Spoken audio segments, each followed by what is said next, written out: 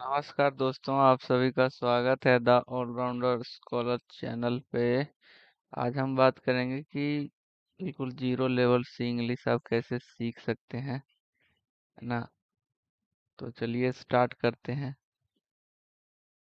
इसमें वे बच्चे भी शामिल हैं जो इंग्लिश मीडियम स्टूडेंट हैं, लेकिन वोकैब को इम्प्रूव करने में स्ट्रगल कर रहे हैं, जिसका मैं यूनिक तरीका बताऊंगा, जिसको आपने आज तक किसी भी यूट्यूबर से या फिर आपके स्कूल टीचर्स वगैरह से इस तरीके को नहीं सीखा होगा, जो 100% प्रैक्टिकल है। ऐसा मैंने भी किया है। तो चलिए स्टार्ट करते हैं, और इसका मैं आगे आपको प्रमाण भी दूंगा। तो स्टार्ट करते हैं। ओके। तो आइए नेक्स्ट स्लाइड पे मैं लेके चलता हूँ आपको। यहाँ पे देख सकते हैं आप, दो कैटेगरी के स्टूडेंट होंगे जो बिल्कुल ही इस पैराग्राफ को ना समझ पाए, और एक होंगे कि वो थोड़ा थोड़ा समझ पाएंगे। तो आपको ऐसा करना है, जो बिल्कुल नहीं समझ पाएंगे तो आपका सबसे फेवरेट सब्जेक्ट जो भी है और उसका सबसे फेवरेट टॉपिक, उसको आप पहले हिंदी में पढ़ लें, और उसका आप एक इंग्लिश वाला बुक मंगवा लें। इंग्लिश मीडियम में हिंदी में पढ़ लें, और इंग्लिश मीडियम का भी बुक रखें, और उसके बाद उसको पढ़ें। उसके बाद आपको जो वर्ड्स वगैरह प्रॉब्लम करे, जो आपको समझने में परेशानी हो, उसको आप लिख लें, और उस वर्ड से रिलेटेड जो पूरा सेंटेंस है उसको सबसे पहले कॉपी में लिखें। उसके बाद उस वर्ड्स को लिखें, और उसके बाद उसका मीनिंग लिखें, जो आप गूगल ट्रांसलेटर का यूज करके कर सकते हैं। वहां पे आप जाएंगे, जब उस वर्ड को टाइप करेंगे तो उसके 8-10 सिनोनिम्स आपको मिलेंगे। तो आपको सबसे जो इजी वाला सिनोनिम्स है उसको लिखना है, उस वर्ड का। हिंदी नहीं लिखना। जैसे मैं इस पैराग्राफ को पढूं कि the Bengaluru central crime branch on Saturday detained, है ना, यहाँ पे देखिए detained 4 people in connection with the blast at Rameshwaram, है ना, cafe. Even as police said that they are close to, है ना, close to identifying prime accused, है ना। तो यहाँ पे आपको प्रॉब्लम कर सकती है डिटेंड वाला, है ना। ये डिटेंड वाला जो वर्ड है ये आपको प्रॉब्लम करेगा। और यहाँ पे एक वर्ड है प्राइम, और दूसरा है एक्यूज्ड।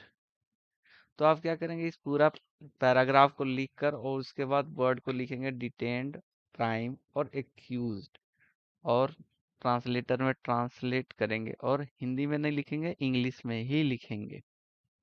ठीक है। और रीडिंग कॉम्प्रिहेंशन को एकदम बेसिक जीरो लेवल से जो स्टार्ट करना चाहते हो, उसके लिए सबसे बेस्ट तरीका तो यही है कि आप पहले आप हिंदी में उस टॉपिक को पढ़ें, फिर इंग्लिश में पढ़ें। इसके लिए आप सेम मैगजीन, जैसे जागरण जोश का मैगजीन है, प्रतियोगिता दर्पण का मैगजीन है, जो लगभग 150 रुपए में दोनों हिंदी मीडियम और इंग्लिश मीडियम दोनों आ जाएंगी। तो आप मंगवा लें, पहले हिंदी में पढ़ें, फिर इंग्लिश में उसे पढ़ें। तो आप ये डेली आप 1 घंटे करें 5 दिन में, यानी 5 घंटे आप सिर्फ दें, आपको समझ में आएगा। क्योंकि एक ही वर्ड्स के अलग अलग सेंटेंस में बहुत सारे मीनिंग्स होते हैं ना। तो जैसे यहाँ पे डिटेंड है, तो डिटेंड का मतलब होता है किसी को हिरासत में लेना, है ना। तो 4 लोगों को यहाँ पे हिरासत में लिया गया। प्राइम प्राइम का मतलब है यहाँ पे चीफ, यानी जो मुख्य आरोपी है। एक्यूज्ड यानी आरोपी। और ये तो एक तरीका हो गया। अगला तरीका हम बता रहे हैं, ये रहा कि जब आप गूगल ट्रांसलेटर पे इस वर्ड को लिखेंगे तो सबसे पहले हिंदी में भी लिखा हुआ आएगा, और पेयर में ये आपको लिखा हुआ खुद ही मिल जाएगा। ये ऑक्शन लिखेंगे तो आपको ऑक्शन प्रॉपर्टी, जिसे आप मुहावरे की तरह इस्तेमाल करके याद कर सकते हैं। और कुछ मुहावरे तो आप खुद भी बना सकते हैं, जैसे एब्रोगेशन। एब्रोगेशन आप लिखेंगे तो इसका मतलब होता है निरस्त करना, किसी भी कानून को खत्म कर देना। तो यहाँ पे इसको याद करते हैं, abrogation of the article 19A, यानी 19A का निरस्तीकरण जो किया गया था अभी हाल फिलहाल में, जम्मू कश्मीर से रिलेटेड है जो। और एक आप हिस्ट्री के स्टूडेंट है तो इससे तो आप जरूरी, रसिया का जो विघटन हुआ था, 13 देश अलग हो गए थे, है ना, 1991 में। जब कोल्ड वॉर चल रहा था उसके बाद, है ना। तो डिसइंटीग्रेशन मतलब होता है किसी भी पार्ट से अलग हो जाना, डिसइंटीग्रेशन ऑफ द रसिया, है ना, रसिया का विघटन। फ्रस यहाँ पे एक वर्ड और है इम्पोर्टेंट, फ्रस्ट्रेटेड, है ना। फ्रस्ट्रेट आप जब भी लिखेंगे गूगल ट्रांसलेटर पर तो नीचे आपको पेयर ऑफ वर्ड मिल जाएगा, फ्रस्ट्रेटेड लाइफ, परेशान जिंदगी, यानी कि।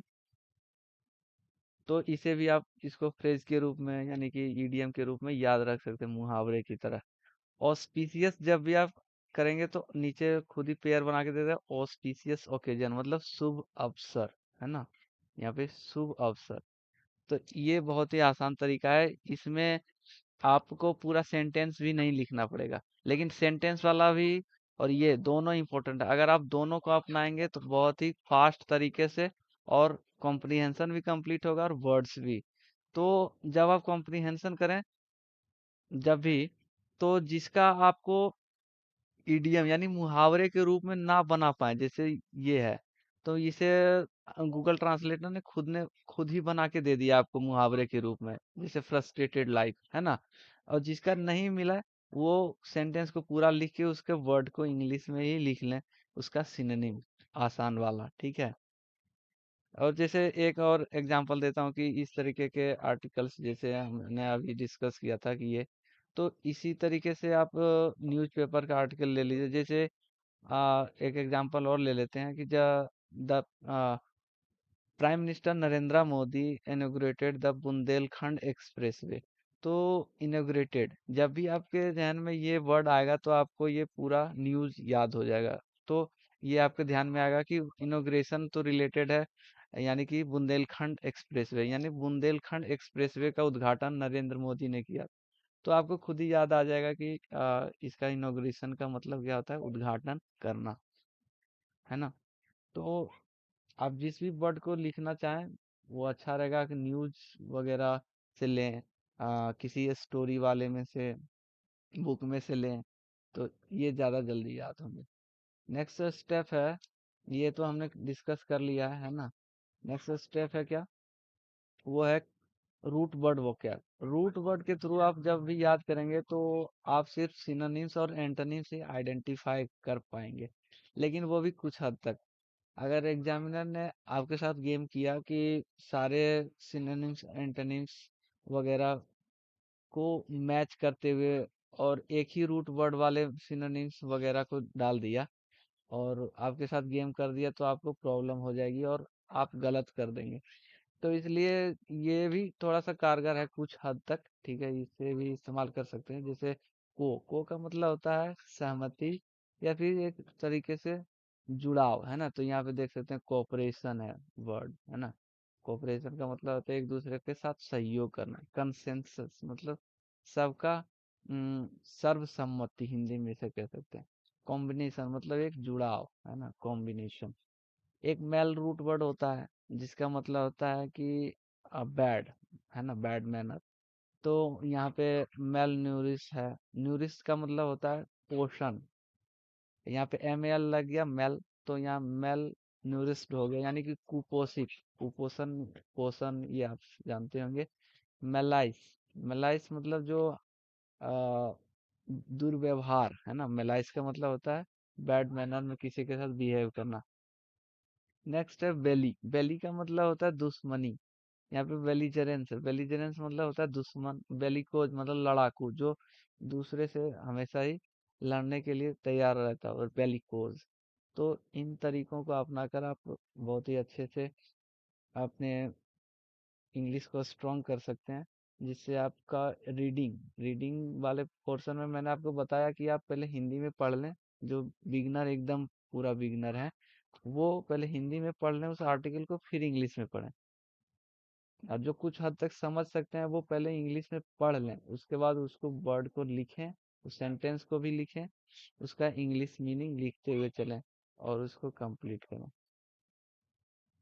तो आप सभी का धन्यवाद इस वीडियो को देखने के लिए। Thank you. Like and share.